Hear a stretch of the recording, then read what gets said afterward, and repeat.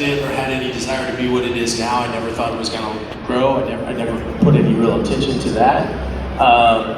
It was really in the wake of George Floyd a couple years ago. I found myself in a really frustrating position and in a place where I was really just kind of like disappointed and disgusted by the state of discourse in this country. I saw what happened with George Floyd, and like so many of us, I was horrified and disgusted. For a million reasons. I've been beat by the police before, I've been incarcerated before, I've had my issues. I was horrified by that.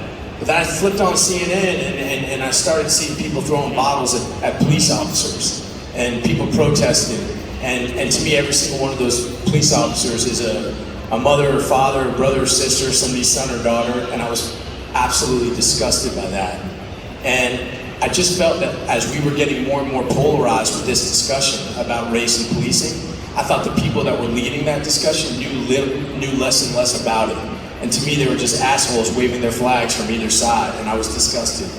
So for me, every time I'd go out and I'd be part of the protest, I'd also go down to Newton Division in South Central in the LAPD, where some of my best friends in the world serve, and I would go and I'd buy them lunch, I'd go down and spend some time with them.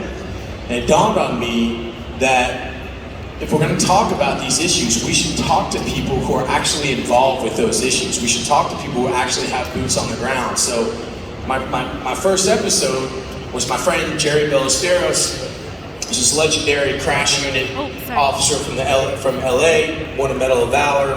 A partner was killed by a rolling 60s Crip, and he's revered by the LAPD, and he's revered by the community. And then I also had a guy who runs a gang down in South Central, who's also revered by the community and does a ton of good stuff for his community. And the thing is those two institutions, they're right next to each other, and they've been battling for years.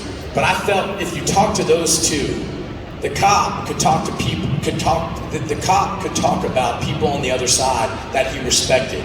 He could talk about people that he thought were good people.